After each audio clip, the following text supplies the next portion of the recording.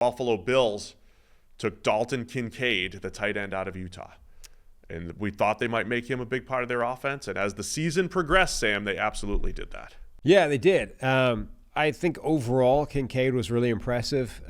Maybe not like it almost feels like Sam Laporta stole Dalton Kincaid's thunder, you know?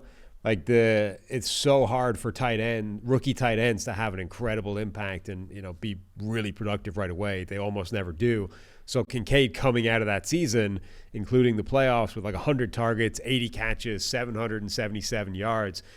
If Laporta didn't exist, you'd be like, it's a really incredible rookie season. But Laporta was more impressive in literally every single category. So it sort of conditions a little bit how you feel about Kincaid. But I think overall he was really impressive.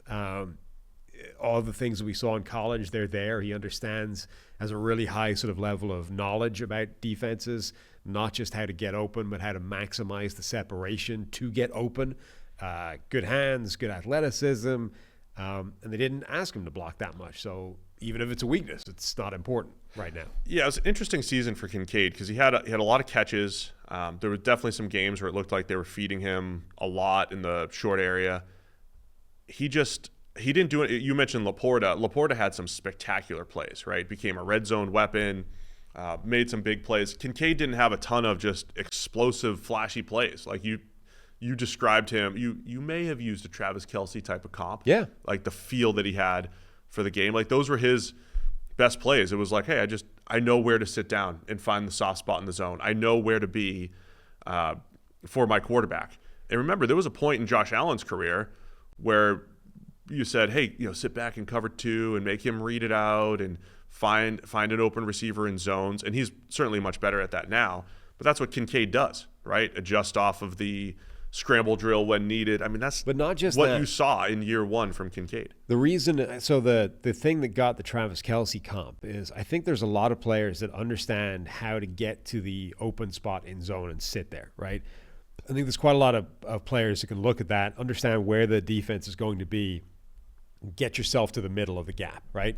What Travis Kelce does at an incredibly high level, and Dalton Kincaid was doing in college, is figuring out, okay, that's where the space is going to be between these two guys. That's where I ultimately need to get to.